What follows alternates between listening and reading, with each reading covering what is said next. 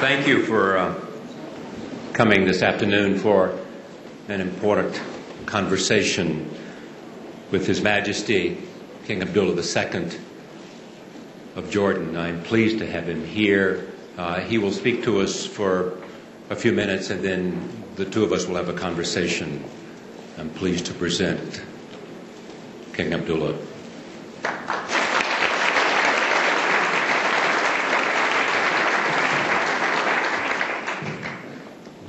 Bismillah ar-Rahman ar-Rahim.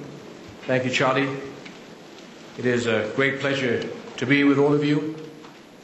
This is the 5th year that Rania and I have had the privilege to attend this meeting in Davos, and it never fails to be an extraordinary experience. And we're honored to be with all of you today. My friends, we meet here at a historical moment in my region, as well as the world. After nearly 70 years of Arab-Israeli conflict, after a 40-year occupation of Palestinian land, there is a new international attention and willpower to end this long and destructive clash. And it is a rare opportunity to effect change, to marshal global commitment and resources, and help create a new dynamic of hope in the Middle East. We cannot afford to miss this opportunity. The continued denial of Palestinian rights is a fire starter for global and regional crises. Crises that are arising more frequently and with greater destruction.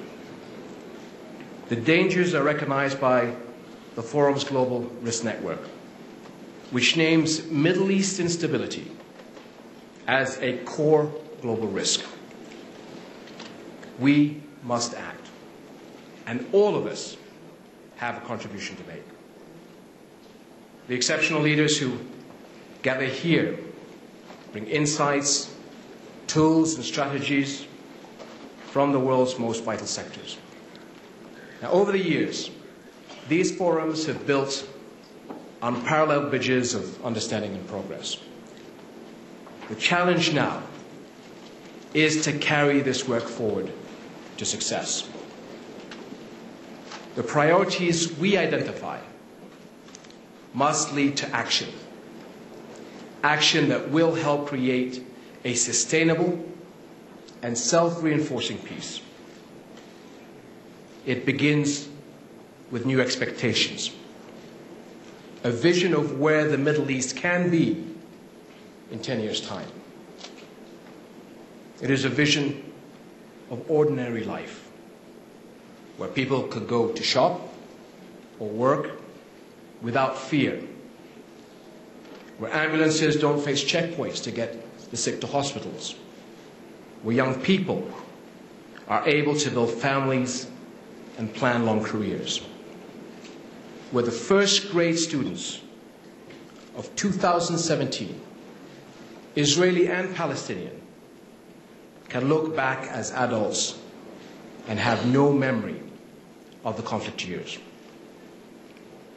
History shows that peoples with bitter grievances can find reconciliation and go forward.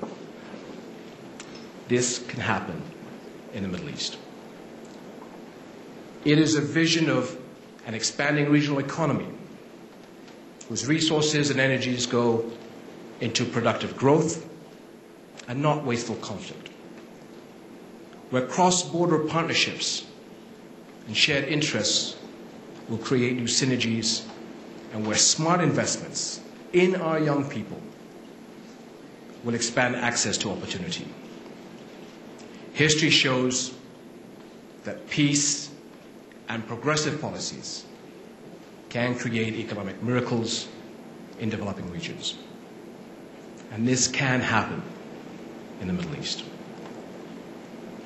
It is a vision of an Israel that is at peace in the neighborhood and is part of the neighborhood. History shows that long-time adversaries can define new relationships of peace and regional cooperation. And this can happen in the Middle East. And it is a vision of a sovereign, viable, and thriving Palestine, whose people are engaged in creating a future of prosperity and progress. In all history, global justice promises no less. This can and this must happen in the Middle East. Building such a future requires courage and commitment. The Arab states demonstrated just that in 2002, when we united behind the Arab Peace Initiative. This landmark initiative put forward bold proposals for a sustainable peace. 2 states living side by side. Security guarantees for Israel by all Arab states. Israeli withdrawal from Arab territories occupied since 1967. A sovereign, viable, and independent Palestine, and a comprehensive settlement and lasting resolution. It is time to take advantage of the unprecedented opening that this initiative represents. To the Israeli public, let me say the Arab Peace Initiative is real, and work with us.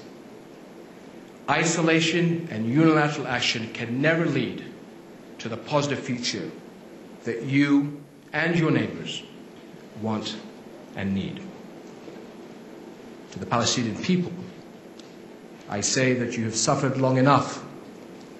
The Arab Peace Initiative can deliver on its promise, lasting independence, security, and a share in the opportunities of the 21st century.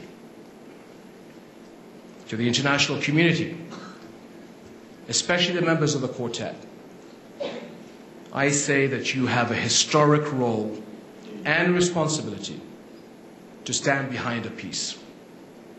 Your determination to achieve results will be critical to success, and it will send a global message about your values and your leadership.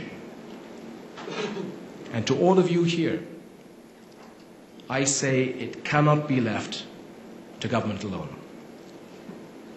An important part of an irreversible peace is creating the foundations for coexistence. The majority of people on both sides want peace, and they will risk moving forward if they trust the process can work.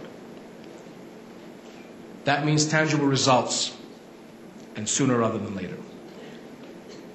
No one does that better than the achievers in this room. Regional and international businesses, NGOs, and other civic groups are urgently needed as project partners, facilitators, funders, investors, and visionaries. There are opportunities in every sector. Cross-border partnerships that give both sides a stake in the future of peace. Development and education initiatives that engage young people. Investments in economic growth and opportunity. Communications projects that create new dialogue. Professional exchanges that bring together experts to work on common concerns like health, water, and the environment. Information sharing between civic groups in humanitarian relief, children's services, and so forth, and much more. Many of these areas involve the highly effective mechanism of public-private partnership, something we in Jordan have spearheaded. I know a number of you are already working on activities in areas I've named. But I believe we can multiply our impact.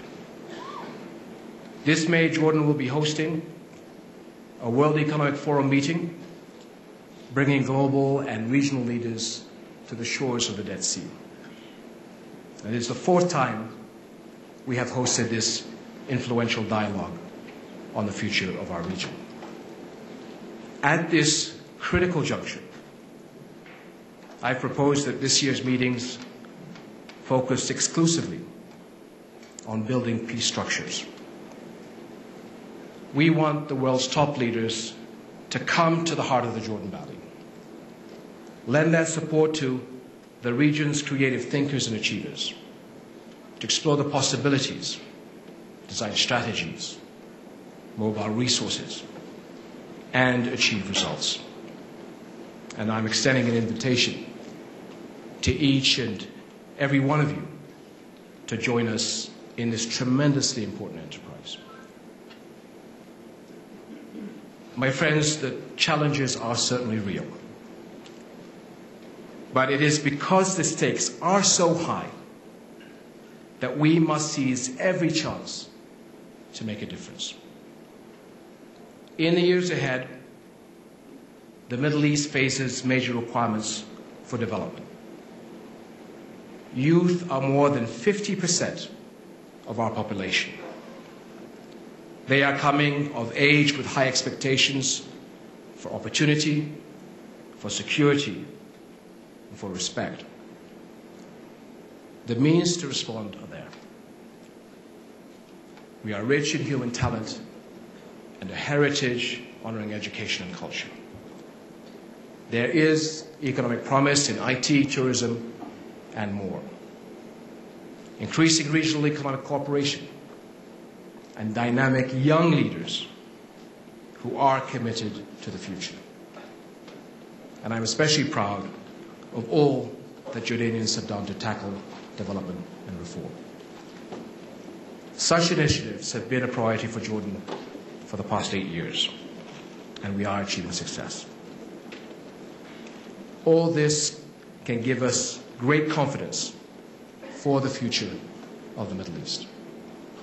And that is vital for the entire global system in which our region plays such a strategic role. But the region cannot move forward with an unhealed wound. There must be peace. My friends, the theme of this annual meeting is the shifting power equation. But world-shaping events and changes are not just challenges. They are choices. We have the power to shift the equations, whether it's peace and war or poverty and prosperity, by what we do together to understand and take action.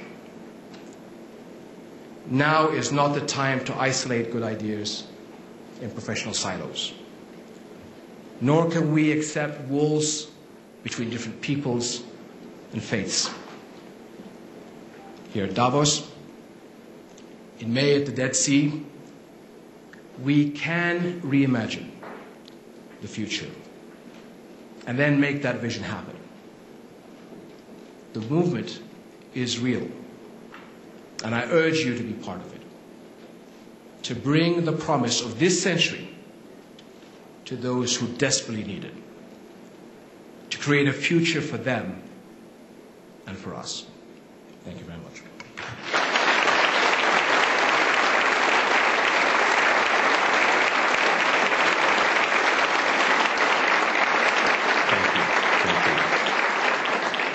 Thank you, Your Majesty. Let me begin by talking a bit about risk.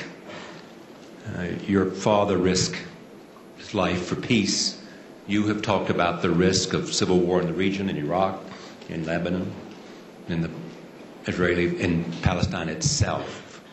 You seem to be saying, talking about this initiative and other initiatives, that the beginning of risk has to be taken within the region. What's necessary for those in the region with the most to lose to do that they haven't done before? Well, there is nobody in the region that doesn't risk something to lose. That needs to be, I think, explained to everybody. I know that there must be some lethargy in the international community that we've been through this before, but I really truly believe that this is really the last chance. Physically, I keep going back to the core issue of the Middle East problem, which is the Palestinian-Israeli one. That is the one that is the most emotional one and the one that touches hearts throughout the Middle East and beyond. I think sometimes the difficulty I have with an American audience is that, for obvious reasons, the fixation is obviously on Iraq. You can fix Iraq, but if you don't fix the Palestinian and Israeli issue, you will never have true stability in the Middle East. So I think the risk is that today we risk losing everything forever. I believe that time is running out. How many more months can we go with the Israeli-Palestinian issue physically on the ground to have a two-state solution alive?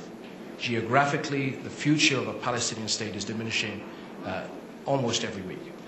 So if in 6 months' time there is no Palestinian state to talk about anymore, then do we condemn Israelis and Palestinians, equally important, Israelis and Arabs, to decades more of violence? Nobody can afford that. America can't afford it, Europe can't afford it, the East can't afford it. We all pay the price for missing what I think is the last opportunity. And the challenge is there. Public opinion, the problem that we always face is the silent majority.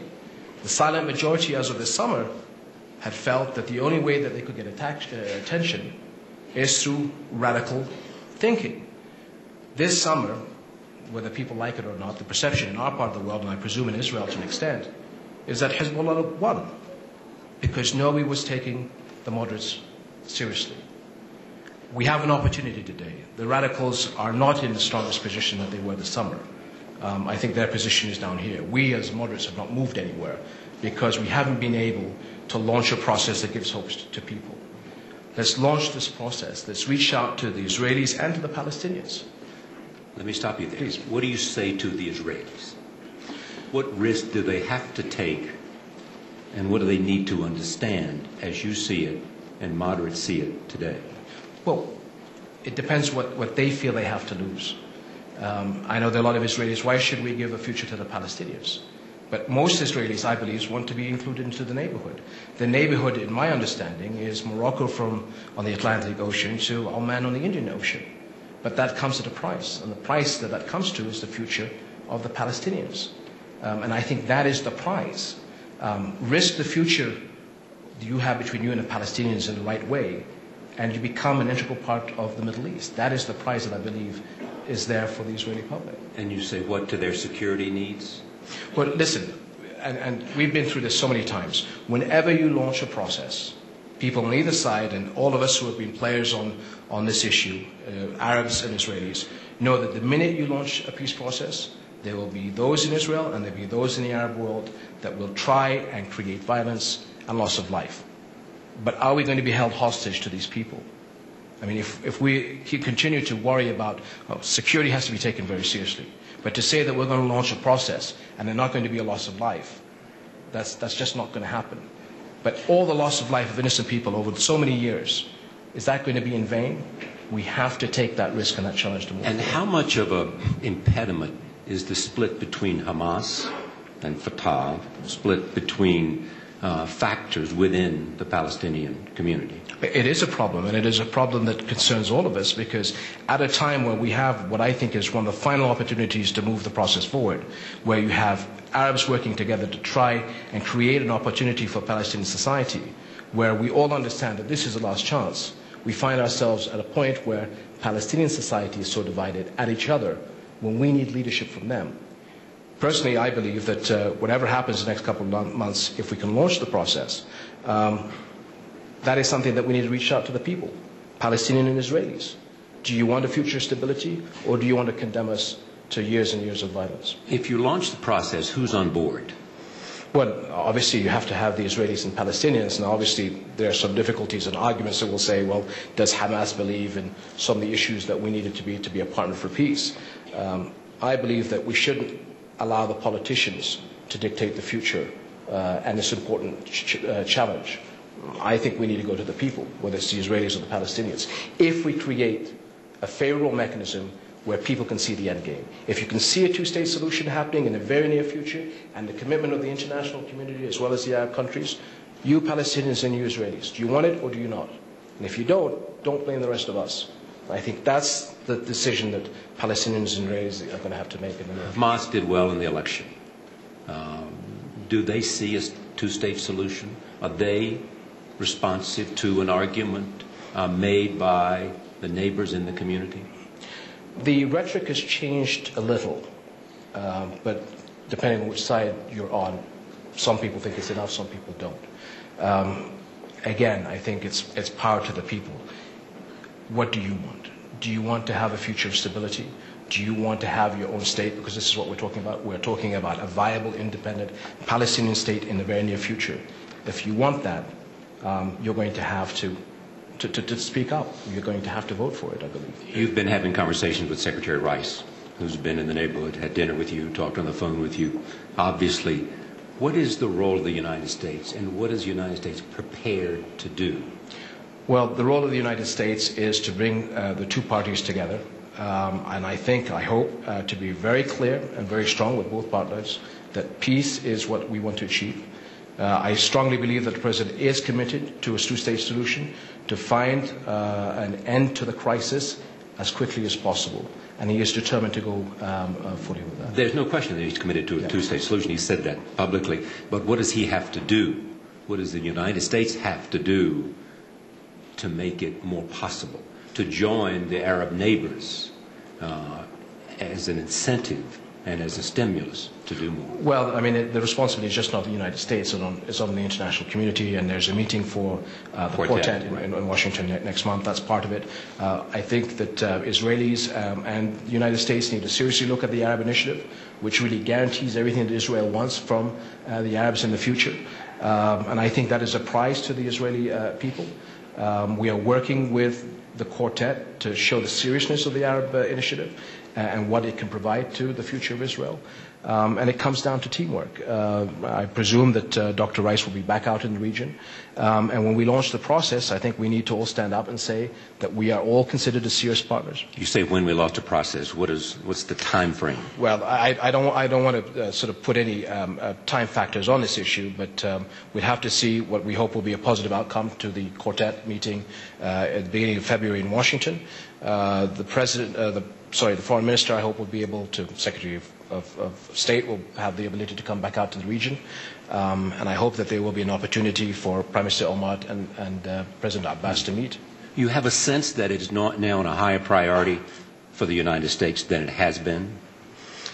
The problem is the fixation, obviously, for domestic reasons and because of American troop commitments to Iraq. And so when you talk to the Americans public, I would imagine, the most officials there, they don't see the importance of the Israeli-Palestinian issue. They can't. The challenge for us has always been to try and get them to connect the dots. I believe the President understands that. But I think we have to reach out to the American public that and the arguments can go back and forth. If you solve Iraq, yes, it does make the issue a lot better for the Middle East. But you will never get the stability and the process moving in the right direction until you solve the Israeli-Palestinian problem. And that is the challenge that's in front of us. Understanding that, allow me to move to Iraq. You are directly impacted for lots of reasons. The possibilities of a wider conflagration, a civil war that the region. How serious today, because of the conflict and the rise of sectarian violence, is the Sunni-Shia split in the Arab world? Well, maybe let me backtrack. There are three areas of concern that I have mentioned before, and it's not to take away one from the other, but unless we, as part of the international community, look at the sort of the larger picture of the Middle East, we have the potential of instability with the Palestinians. We have an ongoing issue in Lebanon, and we unfortunately, Prime Minister Sonia could not be here today because of the increase of tensions there, and we have the ongoing violence inside of Iraq. This is all relative because they're all very serious issues. But today, when I look at the potential of things getting way out of control, I put Palestine first, Lebanon second, and Iraq third. None of us, anybody with common sense, does not believe in a Shia-Sunni conflict. This is dangerous. But it's happening. It's happening because there are political organizations out there or countries that are using politics to try and create a religious conflict inside of Islam. And if you do start this, then the conflict will not just be in Iraq, it will be from Beirut to Bombay. Funny enough, over the past several centuries, there has never been a Shia-Sunni conflict. Even at the Iraq-Iran war, it started as one of territory, Right. And then because things became, obviously the stakes became so high, it became an issue of nations. So it was the Iraqis against the Iranians. Never did either side use the religious card, because that was tantamount to opening Pandora's box. Unfortunately, the issue of Shia-Sunni was introduced into the vocabulary by civilian coalition leaders when they came into Iraq. And that's how it started. Now, we've got to make sure that this never happens, because that's one flame that, once it starts, is going to be almost impossible to put out, and one that we will all pay the price, not just the people that border Iraq, but throughout the Middle East, the Islamic world, and obviously the impact it has on the global society. Iran today and the leadership today, are they a positive or a negative influence in terms of the region, in terms of finding solutions to the problems you talk about? Well, Iraq, Lebanon. You can't deny that Iran plays a vital role in the Middle East, and although sometimes it's difficult for people to understand, but they're sitting on the Israeli-Palestinian issue. They're sitting at that table through Hamas, and therefore they are a regional player that has to be contended with, and they need to be talked to, listened to, because they are involved in so many of the issues that I've just mentioned. It seems to be, over the last several weeks, a new American policy, in a sense, to push back with respect to Iran. Is that helpful? Is it necessary to create conditions for some kind of negotiation? Well, if you're looking at a country that has political involvements in so many of the factors that we've talked, why don't we address the factors? I strongly don't believe in a conflict between Iran and the international community. Again, because you're taking the issue much further afield, and we all have the fear of paying the price for that. But if we solve the Israeli-Palestinian issue, then Iran has a different position on the Palestinian table. It will have a different position on the Lebanese table, on Syria, what it's doing in Iraq. So let's start fixing the problems, the core issues, and then I think the ongoing dialogue with Iran will be more positive. Is there less talk in the region today of democracy because of what's happened in Iraq? Witness the fact that the Secretary of State in Egypt talked about a strategic ally. That's not the same rhetoric she used when she visited there, say, a year ago. If you're talking about democracy, if you're talking about reform, they're going to move much quicker under a stable, happy society. When bombs are going off and bullets are flying, it's difficult to get a reform process going. And where we are today, as opposed to where we were 2 or 3 years ago, there's a lot more conflicts in the region. We need to bring stability so that we can move the reform process forward. So it's difficult today to talk about democracy, although that is vital, and it is one of the problems that Arab societies have to deal with until we start dealing with the core issues. And again, I say that the Israeli-Palestinian issue is the core issue. I know it's sometimes used as an excuse, but whether we like it or not, until we solve that, it is very difficult to be able to tackle the other issues that Middle East society is facing. You can't tackle them simultaneously? You can. Well, let's tackle them simultaneously. Move the Israeli-Palestinian process forward and allow us to be able to move on the issues of reform. But we don't see any movement. And today, quite honestly, most of the moderate countries no longer believe in the West and the international community on their seriousness in moving the Israeli-Palestinian process forward. And so we hear rhetoric from the West of what we must do, but where is the international responsibility to put pressure on the parties to move the process forward? Where is the international? Led by the United States, because it is the superpower. It has a direct involvement on Israeli policy. Is America's capacity to effect change lesser because of its standing in the world, in the neighborhood that your country and you inhabit? Less able to influence events because of its experience in Iraq and its reputation in Jordan? Our reputation is decreased in terms of public opinion polls, people who support the United States. Well, your reputation, if it has gone down, as you're saying, is because you have... The polls say it, not... Well, if the polls say the reputation of the United States has gone down, it's because you're not tackling the major issues. Nobody in the Middle East, and as we start this launching of this new process, which I hope will work, a lot of countries are looking around and saying, how serious is the United States about this? Is this for domestic consumption? Is it just another photo opportunity? We're very concerned because we know the price that we're all going to pay in the region. And again, I've been asked, I believe that the Americans are serious. And again, to an extent, with the friends of mine in the Middle East that I've talked to, my reputation is on the line because the President has convinced me about his dedication to move the process forward. But if America, again, sort of half-heartedly moves the process forward, I don't think America will ever be trusted again in the region.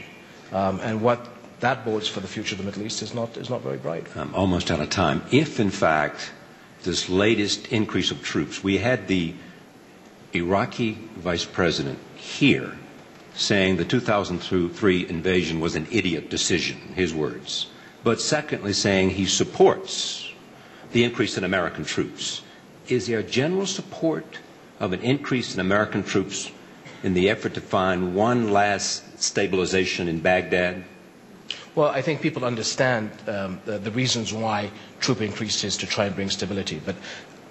And the discussions that President Bush had with me and with Prime Minister Maliki in Jordan, the President came to listen to the Maliki government to see what vision and plans that they had. And he said, I'm coming to listen and coming to support. Now the Americans and the Iraqi government have come up with a plan. And part of it is the troop build-up. But now it needs to be benchmarked, because how long can you keep this open-ended? In other words, and I said this to the President, I said, we'll support any plan that brings stability to Iraq, but for how long?